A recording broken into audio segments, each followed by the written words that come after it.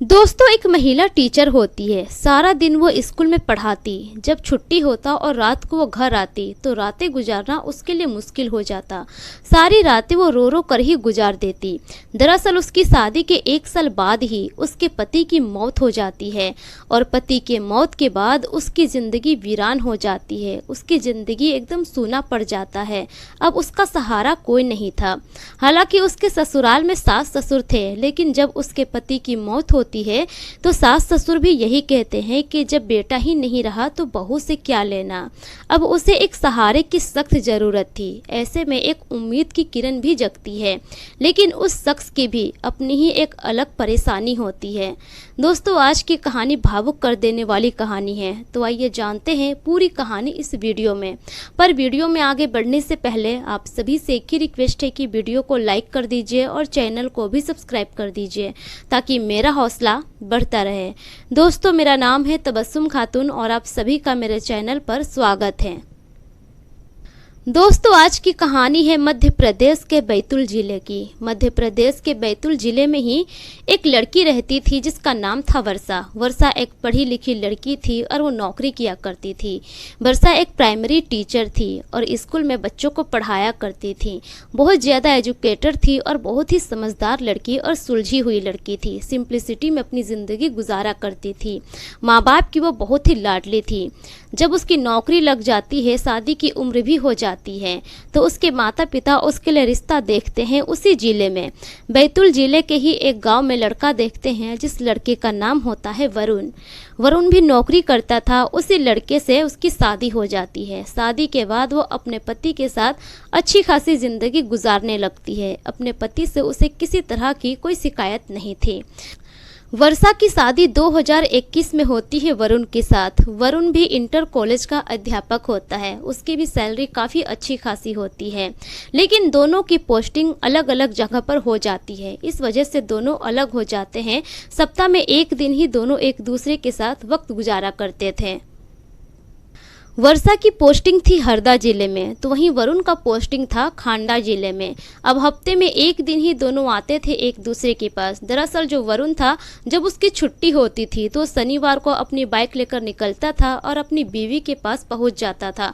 पूरा संडे का दिन अपनी बीवी के साथ ही गुजारता था। फिर जैसे ही मंडे आता, दोनों अपने अपने ड्यूटी में बिजी हो जाया करते थे। इस तरह से दोनों की जिंदगी काफ़ी अच्छी खासी गुजर रही थी। दोनों को एक दूसरे से बेइंतहा मोहब्बत थी। अब इसी तरह से वक्त धीरे धीरे गुजरता है। दोनों की शादी को लगभग 6 से 7 महीने का वक्त गुजर जाता है। दोनों के परिवार वाले भी बहुत खुश थे, क्योंकि दोनों की सैलरी अच्छी थी और दोनों के परिवार वालों को दोनों अपनी अपनी सैलरी में से कुछ न कुछ जरूर भेज दिया करते थे। किसी को किसी से कोई दिक्कत नहीं थी। इसी तरह से लगभग साल भर का वक्त कैसे गुजर जाता है पता ही नहीं चलता है। अब एक दिन की बात है कि जो वरुण था, हमेशा की तरह सैटरडे को निकलता है अपने रूम से अपनी बीवी के पास जाने के लिए, क्योंकि दोनों वहां पर किराए का कमरा लेकर रहते थे। दोनों का घर तो अलग जगह पर था। इसी वजह से जहां पर दोनों की पोस्टिंग थी वहीं पर किराए का घर लिए हुए थे और अलग अलग रहते थे। अब एक दिन की बात है कि सैटरडे को निकलता है वरुण बाइक से अपनी बीवी के पास जाने के लिए, लेकिन रास्ते में ही वरुण का एक्सीडेंट हो जाता है और उसी एक्सीडेंट में उसकी मौत हो जाती है। जब यह बात वर्षा को पता चलता है तो वर्षा तो एकदम सदमे में आ जाती है, परेशान हो जाती है। उसे समझ में नहीं आ रहा था कि अब वो क्या करेगी, क्योंकि वो ऐसा कभी सोची भी नहीं थी कि शादी के 1 साल बाद ही उसके साथ इस तरह का दुर्घटना घट जाएगा। वर्षा को संभालने वाला भी वहाँ पर कोई नहीं था। वर्षा के घर से जाते हैं कुछ लोग वर्षा को लेने के लिए। उसके बाद वर्षा को उसके ससुराल लेकर आते हैं।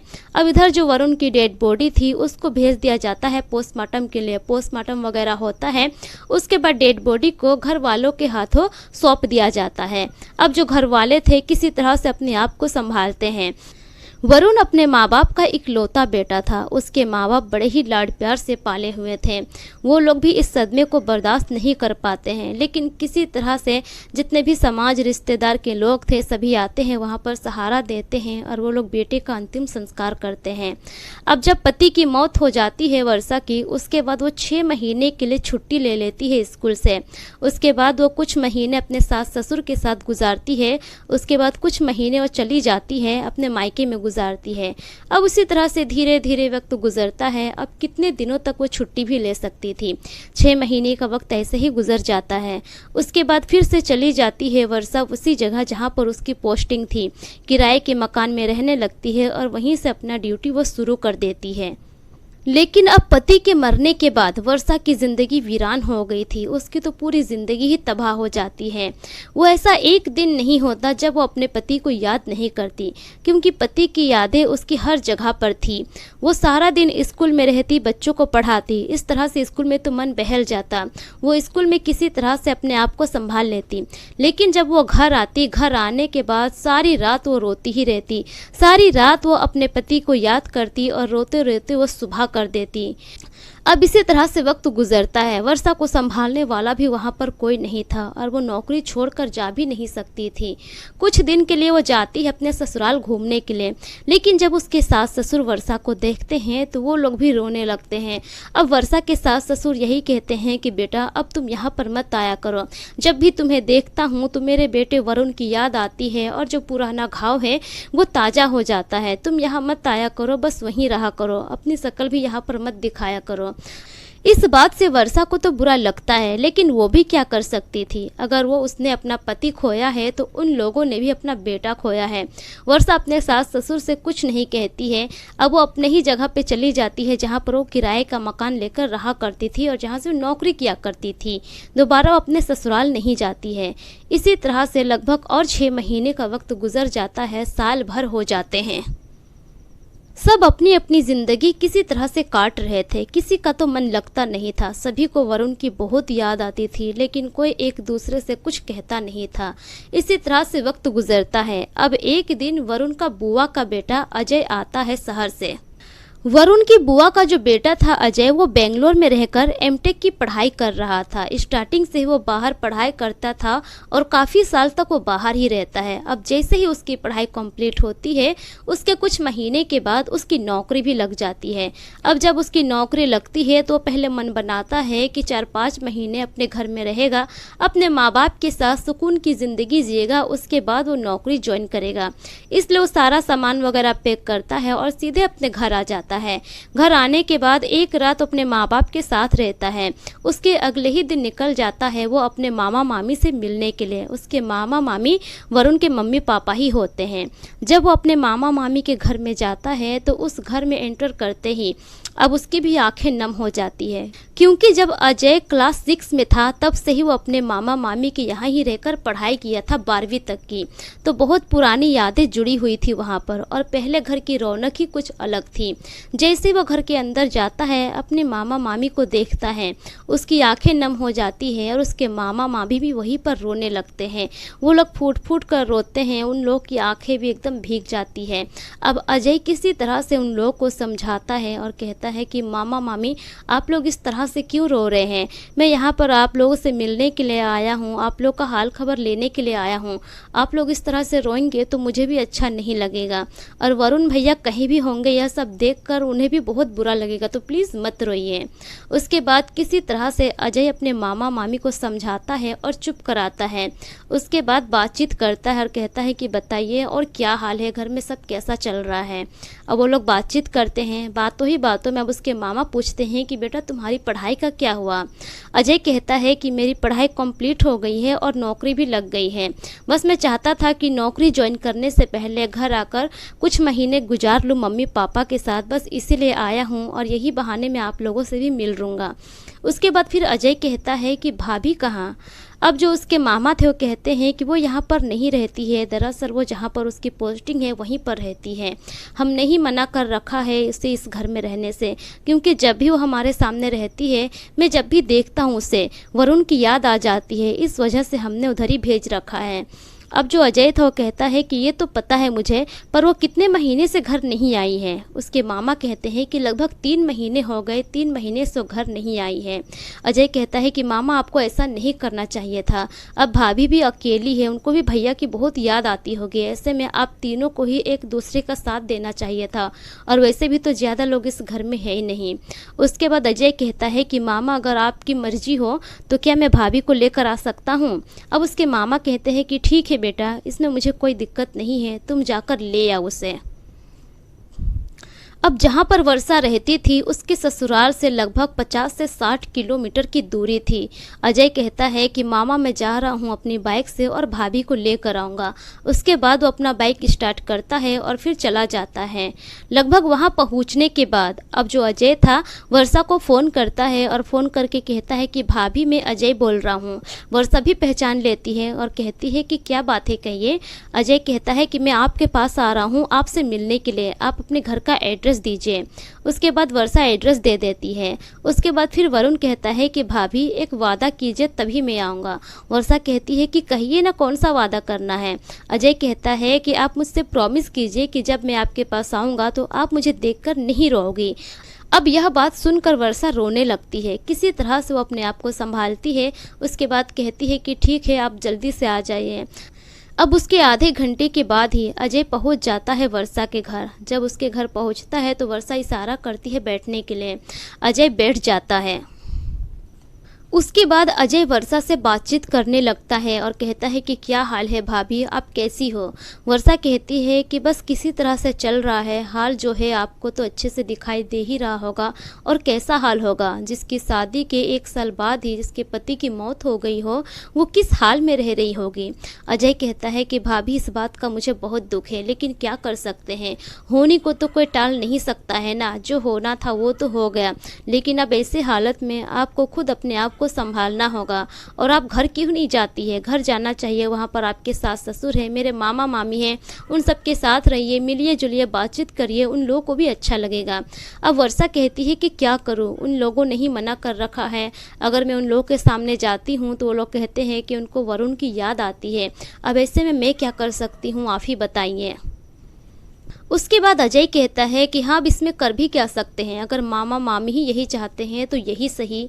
उसके बाद फिर अजय कहता है कि क्या करूँ भाभी, मुझे भी समझ में नहीं आ रहा है, मैं आया था बेंगलोर से यहाँ छुट्टियाँ मनाने के लिए। उसके बाद फिर वर्षा पूछती है कि हाँ तो ये बताइए कि आपके पढ़ाई का क्या हुआ। अजय कहता है कि मेरी पढ़ाई कंप्लीट हो गई है और मेरी नौकरी भी लग गई है, इसी वजह से तो मैं घूमने के लिए आया था कि 5-6 महीने घर पे रहूँगा, उसके बाद जाकर नौकरी ज्वाइन करूँगा। लेकिन घर पे आने के बाद तो कुछ और ही हो गया। वर्षा पूछती है कि क्यों, क्या हो गया घर पे। अजय कहता है कि दरअसल घर वाले चाहते हैं कि अब मेरी शादी हो जाए, मेरी मम्मी कह रही है कि शादी कर लो उसके बाद ही नौकरी ज्वाइन करना, वरना फिर बाद में तुम घर पे नहीं आओगे जल्दी। अब आप ही बताइए कि मैं क्या करूं। अब वर्षा कहती है कि शादी कर लेनी चाहिए, फिर आगे मौका मिले या ना मिले। अजय कहता है कि इस बात के लिए तो मैं परेशान हूँ और मम्मी ने तो आधा प्रोसेस भी पूरा कर दिया है, उन लोगों ने लड़की भी देख ली है और लड़की वालों ने पसंद भी कर लिया है, मानो तो आधा काम तो पूरा हो ही गया है। उसके बाद जो अजय था अपना फ़ोन निकालता है, फ़ोन निकालने के बाद वो लड़की की फ़ोटो दिखाता है और कहता है कि देखिए भाभी यही लड़की है, बताइए कैसी है लड़की।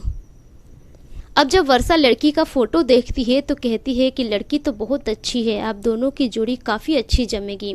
उस लड़की का नाम होता है सुमन। अब जो अजय था वो कहता है कि हाँ भाभी लड़की तो अच्छी है, मैं उससे बात भी करता हूँ। उन दोनों के बीच में इस तरह की बातें हो ही रही थी कि तभी सुमन का फ़ोन आ जाता है। अब वो अजय से बात करने लगती है। सुमन पूछती है कि कहाँ पर हो तुम। अजय कहता है कि दरअसल मैं मामा मामी के यहाँ मिलने के लिए आया था। जब वो इतना सुनती है तो कहती है कि ठीक है मैं वीडियो को लगा रही हूँ, रिसीव करो। अजय रिसीव करता है। उसके बाद सुमन कहती है कि कहाँ है तुम्हारे मामा मामी, मुझे भी दिखाओ। अजय कहता है कि दरअसल मैं मामा मामी से मिल लिया हूँ, मैंने तुमसे कहा था ना कि मेरी एक भाभी है जो विधवा हो गई है, बस उन्हीं के पास आया हूँ उनसे मिलने के लिए। जब वो यह बात सुनती है तो उसे थोड़ा अजीब लगता है, वो चुप हो जाती है। जब वो चुप हो जाती है तो इधर से फिर अजय कहता है कि दरअसल मैं भाभी को अभी तुम्हारा ही फ़ोटो दिखा रहा था और भाभी कह रही है कि लड़की अच्छी नहीं है। अब उधर जो सुमन थी वो गुस्सा हो जाती है और वो कहती है कि हाँ मैं तो अच्छी नहीं हूँ, लेकिन वो तो बहुत अच्छी है ना। अब यह बात जब सुनता है अजय तो वो भड़क जाता है, वो बहुत गुस्सा करता है। वो दोनों वीडियो कॉल पर बातें कर रहे थे। इधर जो वर्षा बैठी थी बगल में वो सारी बातें सुन रही थी। अब जो सुमन थी वो कहती है कि तुम तो गए थे अपने मामा मामी से मिलने के लिए, फिर वहाँ क्यों चले गए, वहाँ जाने की क्या ज़रूरत थी। अब जो अजय था वो कहता है कि तो क्या करूँ, अपने रिश्तेदारों से भी ना मिलूँ। इधर जो सुमन थी वो कहती है कि रिश्तेदारों से तो मिलो, लेकिन इस तरह की रिश्तेदारनी से मिलना सही नहीं है तुम्हारे लिए। अब इस तरह से दोनों में डिस्कस होने लगती है। इधर जो अजय था वो कहता है कि आखिर तुम कहना क्या चाहती हो। अब उधर से वो कुछ कहेगी तभी इधर जो वर्षा थी वो रोने लगती है फूट फूट कर। अब इधर जो अजय था वो फ़ोन कट कर देता है और अपनी भाभी को समझाने लगता है। अब वर्षा कहती है कि वो सही कह रही है, आपको यहाँ पर नहीं आना चाहिए था। मैं जवान हूँ और एक तो विधवा हूँ। आपका यहाँ आना मेरे लिए और आपके लिए, हम दोनों के लिए ही अच्छा नहीं है। अब जो इधर अजय था वो कहता है कि भाभी आप ये कैसी बातें कर रही है, मैं फ़ोन करके उसे सब कुछ समझा दूंगा, ऐसा कुछ नहीं है और वो समझ जाएगी। मैं आपको लेने के लिए यहाँ पर आया हूँ, चलिए आप रेडी होइए और मेरे साथ चलिए घर जल्दी। दरअसल उन दिनों सर्दियों का दिन था और सर्दियों की छुट्टी भी हो रखी थी स्कूलों में, इसलिए भी अजय जिद कर रहा था कि चलिए घूम कर आते हैं। वर्षा कहती है कि आप चले जाइए, मैं किसी तरह से किसी वाहन का सहारा लेकर आ जाऊंगी। लेकिन अजय जिद करने लगता है और कहता है कि नहीं भाभी, मैं आपको लेकर जाऊंगा, मैं मामा मामी से कह कर आया हूँ कि मैं खुद आपको लेकर आऊँगा, आप जल्दी से रेडी होइए। जब वो जिद करने लगता है तो वर्षा इधर रेडी होती है। रेडी होने के बाद वो अजय के साथ निकल जाती है बाइक से वो लेकर जाता है। लगभग 1 से 1.5 घंटे का वक्त लगता है, दोनों पहुंच जाते हैं। पहुंचने के बाद इधर जो वर्षा थी वो तो घर के अंदर चली जाती है, सास ससुर के साथ जाकर बैठती है, बातचीत करती है। इधर अजय घर से बाहर निकलता है। उसके बाद वो सुमन को फ़ोन करता है। सुमन को फ़ोन करके वो तरह तरह की बातें सुनाता है, बहुत भड़क जाता है। अब जो सुमन थी वो भी उधर से गुस्सा हो जाती है। गुस्से में इधर जो अजय था वो कहता है कि ठीक है, अगर ऐसी बात है तो मैं तुमसे शादी नहीं करना चाहता हूँ, इस शादी को मैं यहीं पर तोड़ रहा हूँ। अब जो उधर सुमन थी वो बता देती है अपने मम्मी पापा को सारी बातें कि इस तरह से अजय कह रहा है। अब उसके माँ बाप भी गुस्सा हो जाते हैं। अब उसी वक्त सुमन के माँ बाप फ़ोन कर देते हैं अजय के माँ बाप को और सारी बातें बताते हैं। अब उन लोगों को भी पता चल जाता है कि उनके बेटे ने इस तरह की बातें की है। अब उधर से अजय की माँ फ़ोन करती है अजय को और अजय से पूछती है कि क्या तुमने सुमन से ऐसी ऐसी बातें कही है। अजय कहता है कि हाँ माँ, मैंने ही बातें की है इस तरह की और मैं उससे शादी नहीं करूँगा। मैं भाभी से मिलने के लिए गया था और उसने मुझे इस तरह की बातें कही है, मुझे बहुत बुरा लगा है। अब अजय की माँ कहती है तो उसने बुरा ही क्या किया, तुम्हारी शादी होने वाली है उससे, उसका पूरा हक बनता है और तुम्हें उस तरह की औरत से जाकर नहीं मिलना चाहिए था। आखिर वो जवान है और एक विधवा औरत है, तुम्हें जाने की ज़रूरत क्या है। उसके बाद अजय कहता है कि माँ आप ये कैसी बातें कर रहे हैं, क्या आप वो दिन भूल गए जब मैं 6ठी क्लास में था और यहीं से मैंने आगे की पढ़ाई की है। मामा मामी के मैं साथ रहता था, वरुण भैया थे, कितना अच्छा लगता था, वो भी तो हमारे अपने हैं ना, क्या आपके अंदर इंसानियत नहीं है। इस तरह की वो बातें कहता है। उसके बाद फिर से अजय कहता है कि जब वर्षा के नाते मैं बदनाम हो ही गया हूँ तो अब मैं वर्षा से ही शादी करूँगा, चाहे आप लोग कुछ भी कर लीजिए। जब यह बात अजय की माँ सुनती है तो वो और भड़क जाती है। वहां पर बातें और बिगड़ जाती है, तरह तरह की बातें होने लगती है। लेकिन जो अजय था वो भी पढ़ा लिखा लड़का था और समझदार था, वो अपने जिद पर अड़ा हुआ था। अजय जाता है अंदर और अपने मामा मामी से कहता है कि मामा मामी, मैं वर्षा से शादी करना चाहता हूँ, आप लोग क्या कहते हैं। इस बात को सुनने के बाद वो लोग तो बहुत खुश होते हैं और हाँ कह देते हैं। लेकिन वहाँ पर वर्षा बैठी हुई थी। अब वर्षा एकदम दंग रह जाती है। वर्षा कहती है कि आप ये कैसी बातें कर रहे हैं, आप मेरी वजह से अपनी ज़िंदगी क्यों ख़राब कर रहे हैं। आपकी शादी फिक्स हो गई है और जिस लड़की से शादी होने वाली है वो लड़की बहुत अच्छी है, आप उसी से शादी कीजिए, ये फैसला मत लीजिए। अब जो अजय था वो कहता है कि मैं फैसला ले चुका हूँ, बस आपकी राय जानना चाहता हूँ कि आपके मन में क्या है मेरे लिए। अब जो वहीं पर वर्षा बैठी थी वो भी हाँ कह देती है। इधर सब लोग राजी हो जाते हैं। लेकिन अजय के जो माता पिता थे वो लोग राजी नहीं होते हैं इस रिश्ते से, अपने बेटे से वो नाराज़ रहते हैं। लेकिन जो अजय था वो वर्षा को लेकर जाता है मंदिर में और वहीं पर उसका मांग भर देता है। दोनों शादी कर लेते हैं 2024 में। उन दोनों की शादी 2024 जनवरी के महीने में होती है। शादी के बाद वो दोनों अपनी अपनी ड्यूटी ज्वाइन कर लेते हैं। वर्षा की ड्यूटी जहाँ पर थी वो वहीं पर ड्यूटी कर रही है। इधर जो अजय था उसकी ड्यूटी नोएडा में लग जाती है। लेकिन जब भी उन दोनों को छुट्टी मिलती है वो दोनों एक दूसरे के साथ वक्त गुजारते हैं और अपनी ज़िंदगी को एंजॉय कर रहे हैं।